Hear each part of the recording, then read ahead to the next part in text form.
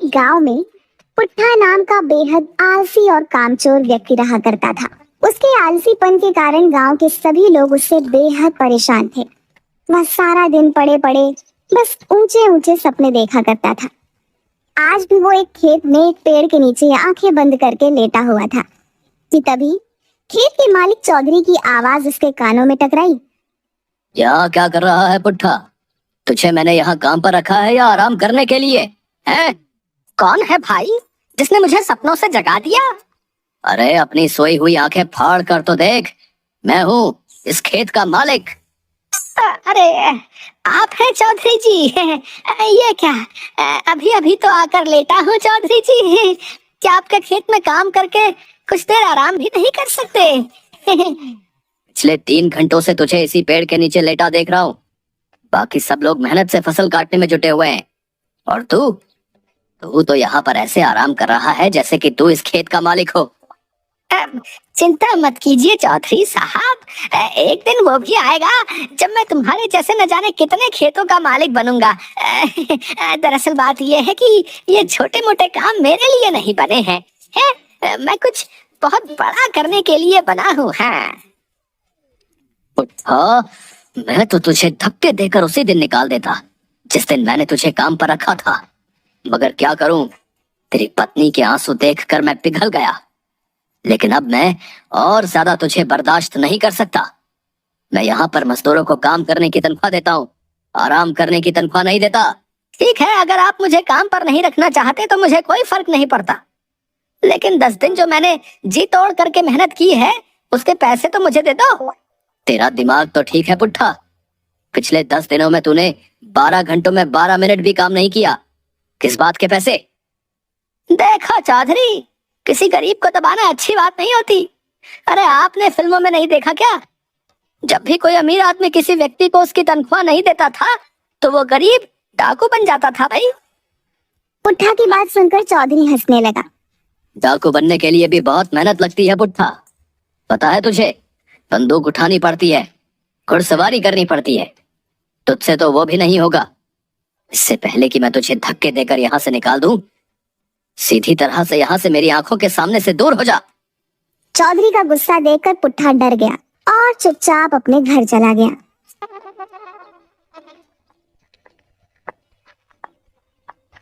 दोपहर के वक्त पुट्ठा को घर पर देखकर उसकी पत्नी शर्मिली को गुस्सा आ गया। अरे इतनी जल्दी काम से कैसे आ गए? तुम्हारा काम तो शाम को खत्म होता है ना? चौधरी ने मुझे काम से निकाल दिया। काम से निकाल दिया? लेकिन क्यों? अरे मैं उसके खेतों में 10 मजदूरों के बराबर जी तोड़ मेहनत करके काम कर रहा था। कुछ मिनट पेड़ के नीचे आराम करने के लिए क्या बैठ गया है, वो बुरी तरह से भड़क गया। हे भगवान, बड़ी मुश्किल से तो चौधरी के सामने आंसू बहाकर तो तुम्हें काम दिलवाया था, लेकिन तुम्हें वहां से भी निकाल दिया गया। आखिर तुम्हारा ये आलसपन कब जाएगा? कब तुम कामचोर से एक मेहनती इंसान बनोगे? गांव की सारी औरतें मेरा मजाक उड़ाती हैं। अरे तुम उनकी बातों पर ज्यादा ध्यान मत दिया करो। कितनी बार कहा है कि औरतों की तो आदत ही है एक दूसरे का मजाक बनाना। तुम्हें अपनी पत्नी का मजाक उड़वाना तो मंजूर है, लेकिन काम करना मंजूर नहीं है। अरे और पत्नियों को तो शिकायत रहती है कि उनके पति उनके साथ ज्यादा समय नहीं बिता पाते। तुम्हें तो खुश होना चाहिए शर्मिली कि तुम्हारा पति तुम्हारे हमेशा आसपास रहता है। इस तरह से तुम्हारे आसपास होने से मुझे क्या फायदा? इससे तो अच्छा तुम गायब हो जाओ। रसोई घर में कल रात ही आटा खत्म हो गया और राशन भी बिल्कुल नहीं है। मुझे कोई मतलब नहीं है, कहीं से भी लाओ पर राशन लेकर आओ। मैं राशन कहाँ से लेकर आऊंगा शर्मिली? चौधरी ने मुझे एक पैसा भी नहीं दिया।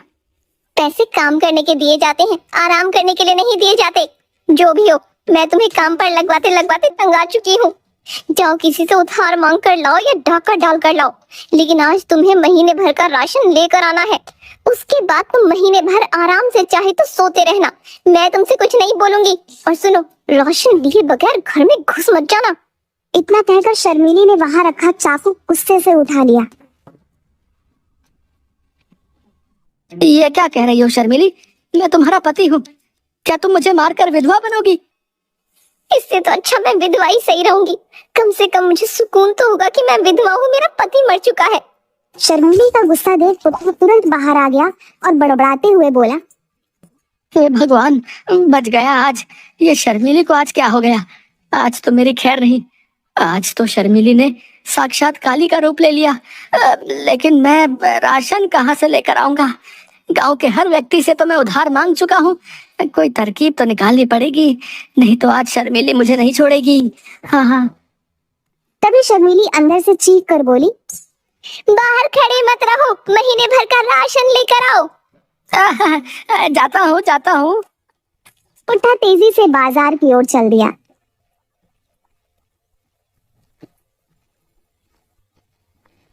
मगर कुछ ही दूर जाकर वह थक गया। कितनी गर्मी है, मुझे तो थकान सी महसूस हो रही है।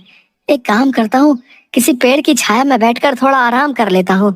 हाँ हाँ, और वहीं बैठकर कुछ सोचता हूँ कि ये राशन पानी का जुगाड़ कहाँ से किया जाए। पुट्ठा एक पेड़ के नीचे जाकर आंख बंद करके लेट गया। तभी उसके कानों में किसी साधु की कड़कदार आवाज टकराई। उठ जा कामचोर, यहाँ क्यों लेटा है? पुट्ठा ने देखा कि एक साधु उसे गुस्से से घूरे जा रहा था।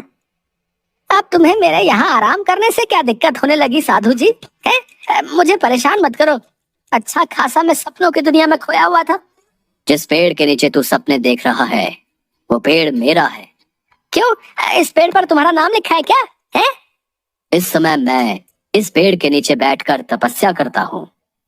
तपस्या करनी है साधु जी तो हिमालय की चोटी में जाकर तपस्या करो, भगवान प्रसन्न होंगे। मैं तेरे बारे में सब जानता हूँ। तो इसमें नई बात क्या है? मैं इसी गांव का रहने वाला हूँ, वो तो सभी जानते हैं। मैं जानता हूँ कि तू इस वक्त क्या सोच रहा है। पुट्ठा उठकर खड़ा हो गया। क्या सोच रहा हूँ बताओ?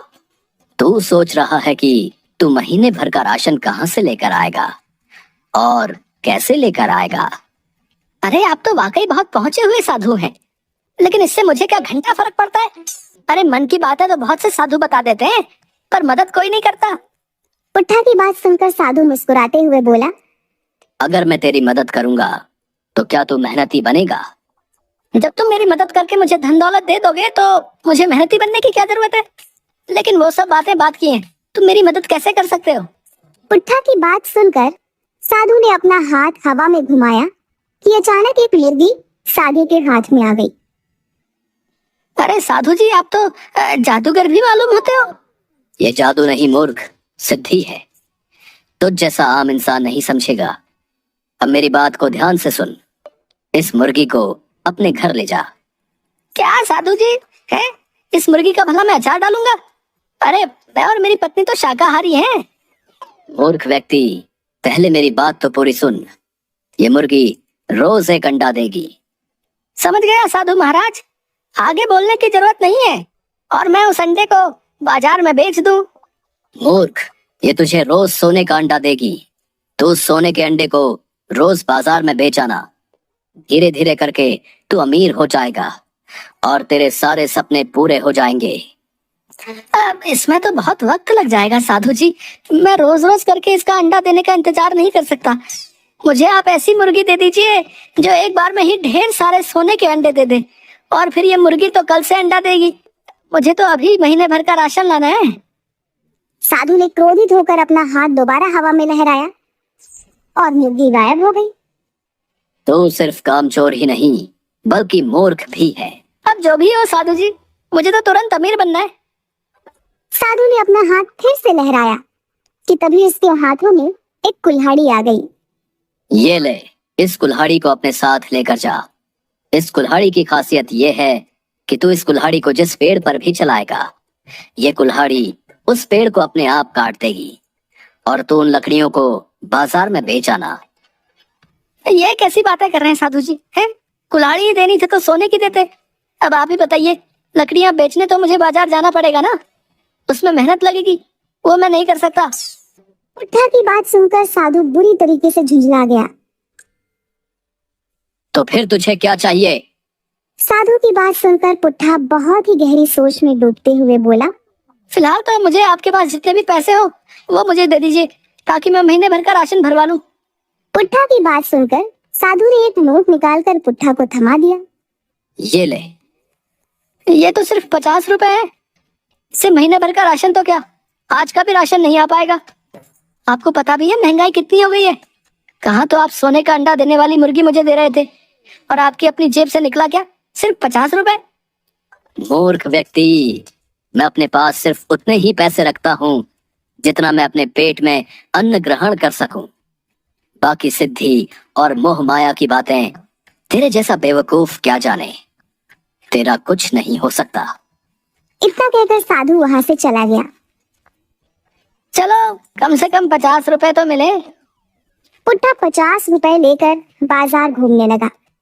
तभी पुट्ठा की नजर गांव में बनी एक नई छोटी सी दुकान पर पड़ी, जहां पर गरम गरम समोसे बन रहे थे। लगता है ये दुकान नई है, और समोसे बनाने वाला भी इस गांव में नया लगता है। ये समोसे की खुशबू बहुत अच्छी आ रही है। चलो एक काम करता हूँ, कुछ समोसे इसी 50 रुपए के खरीद लेता हूँ। अगर राशन का जुगाड़ नहीं हुआ तो शर्मिली समोसे खाकर ही पेट भर लेगी। कम से कम समोसे खाकर उसका गुस्सा तो शांत हो जाएगा। पुट्ठा सीधा समोसे की दुकान पर चला गया। पुट्ठा दुकानदार से बोला, लगता है इस गांव में नए हो। जी बाबू साहब, कुछ दिन पहले ही मैंने दुकान खोली है। सुना है इस गांव में काफी खुशहाली है।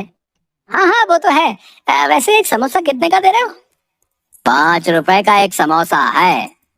इस महंगाई ने भी कमर तोड़ दी है भैया। हमारे बचपन में 1 रुपए के 5 समोसे आया करते थे। वो जमाने लद गए साहब। शहर में तो ये समोसा 10 रुपए का मिलता है।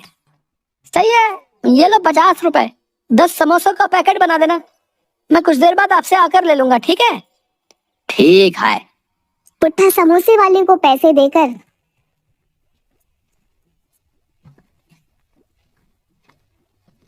बाजार में इधर उधर नजरें दौड़ाने लगा। तभी उसकी नजर एक राशन की दुकान पर पड़ी। पुट्ठा उस दुकान में घुस गया। ये लो झोला और महीने भर का राशन भर दो, और पैसे हिसाब में लिख लेना। मैं अगले महीने दे दूंगा, ठीक है? तेरा दिमाग तो ठीक है पुट्ठा, है? अबे तूने तो पिछली उधारी ही नहीं चुकाई। पिछले 6 महीने से तू मुझसे यही कह रहा है कि कल दे दूंगा, कल दे दूंगा। मेरे पैसे देना तो दूर, तू उल्टा उधार मांगने वाला चला आया। कहाँ गया से? अरे अगर राशन नहीं देना तो अकड़ क्यों रहे हो भैया? हैं? आपको किसी गरीब की बेइज्जती करते हुए शर्म नहीं आती? अबे तू पिछला उधार दिया नहीं और नया उधार मांगने और आ गया। तेरी आरती उतारू क्या? अबे देख पुट्ठा, मैं तुझे 1 रुपए का भी उधार नहीं देने वाला। सबसे पहले पिछली उधारी चुका, और उसके बाद जो भी सामान खरीदना है नगद खरीद। तभी दुकानदार के पास उसका नौकर भोला आ गया। दुकानदार भोला से बोला, अरे भोला, वो जो समोसे वाला है, उससे तू मेरी पत्नी का हार छुड़वा आया क्या? हाँ साहब, मैंने उसे पूरे पैसे दे दिए। भोला की बात सुनकर पुट्ठा सोच में पड़ गया। उसने आंखों के इशारे से भोला को अपनी ओर बुलाया।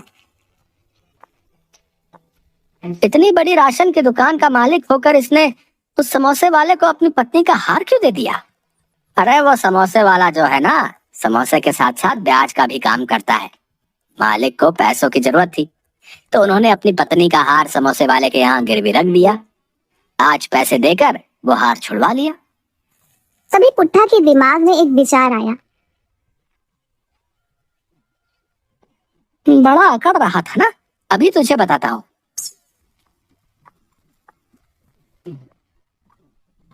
पिछली उधारी कितनी थी मेरे ऊपर?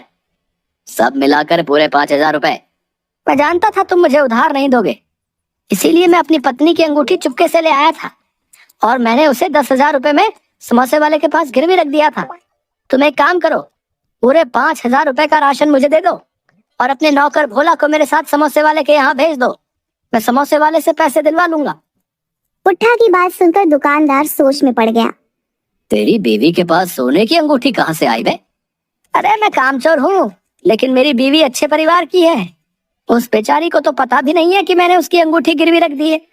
दुकानदार ने पुट्ठा की बात पर यकीन कर लिया और पूरे 5,000 का राशन उसे दे दिया और भोला को पुट्ठा के साथ भेज दिया। पुट्ठा उस समोसे वाले से दूर जाकर खड़ा होकर बोला, अरे समोसे वाले भैया। जी भैया। वो 10 का पैकेट तुम भोला को दे देना। ठीक है भैया। भोला ने समझा कि पुट्ठा 10,000 रुपए की बात कर रहा है। पुट्ठा भोला से बोला, 10 का पैकेट ले, अपने मालिक के मुंह पर मार देना।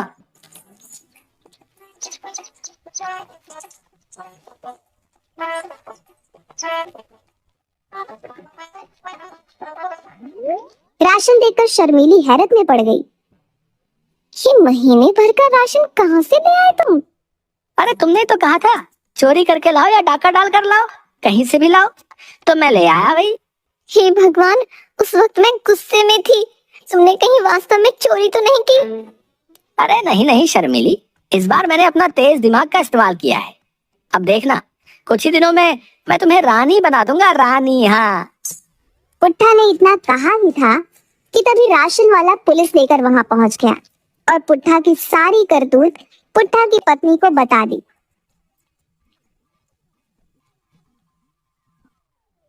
अरे लोगों को बेवकूफ बनाता है बे। चल थाने ले जाकर तेरी वो पिटाई करूंगा कि तू लोगों को बेवकूफ बनाना भूल जाएगा। मुझे माफ कर दो थानेदार साहब, मैं आइंदा ऐसी हरकत नहीं करूंगा। अरे तू माफी के लायक नहीं है, तू एक शातिर ठग है। फिल्मी स्टाइल में लोगों से ठगी करता है। जरूर तूने राजू चाचा मूवी देखी होगी। मैंने ऐसी कोई फिल्म नहीं देखी थानेदार साहब। अबे अगर ऐसी कोई मूवी नहीं देखी तो फिर उसी स्टाइल में ठगी करने का विचार तेरे दिमाग में कैसे आ गया? इन्हें माफ कर दीजिए थानेदार साहब, इनकी तरफ से मैं माफी मांगती हूँ। ये जो राशन दुकानदार साहब को बेवकूफ बनाकर लाए हैं, मैं वो पूरा राशन वापस करने को तैयार हूँ। इतना कहकर शर्मिली ने सारा राशन उस दुकानदार को पकड़ा दिया। पुलिस वाले को तो शर्मिली के ऊपर तरस आ गया और उसने पुट्ठा को छोड़ दिया।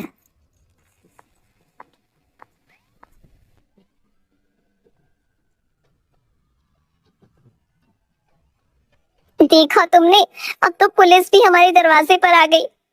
मुझे माफ कर दो शर्मिली, मैं कल से अपनी काम चोरी की आदत छोड़ दूंगा और मेहनती बन जाऊंगा। इससे अच्छा तो मैं उस साधु की बात मान लेता, तो मैं ज्यादा फायदे में रहता। कौन सा साधु और कौन सी बात? पुट्ठा ने अपनी पत्नी को सारी घटना बता दी।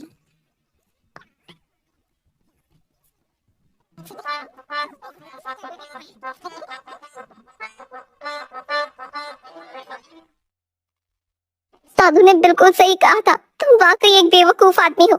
अपने नाम के मुताबिक पुट्ठा के पुट्ठा ही रहोगे। उस रात शर्मिली और पुट्ठा भूखे ही सो गए और अगली सुबह शर्मिली जब आंख खोलती है तो शर्मिली ने देखा उसके बगल में कुछ पैसे रखे हुए थे।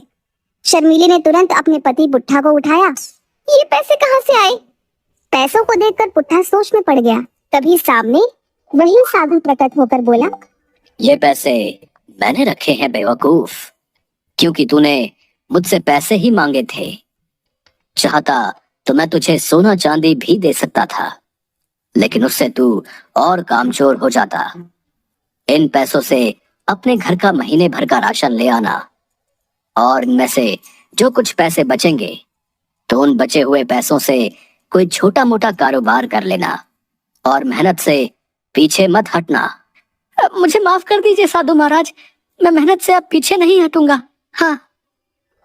साधु मुस्कुराता हुआ वहां से गायब हो गया और पुट्ठा देखते ही देखते मेहनती और एक सफल कारोबारी बन गया। कुछ ही सालों में वो गांव का सबसे अमीर आदमी बन गया।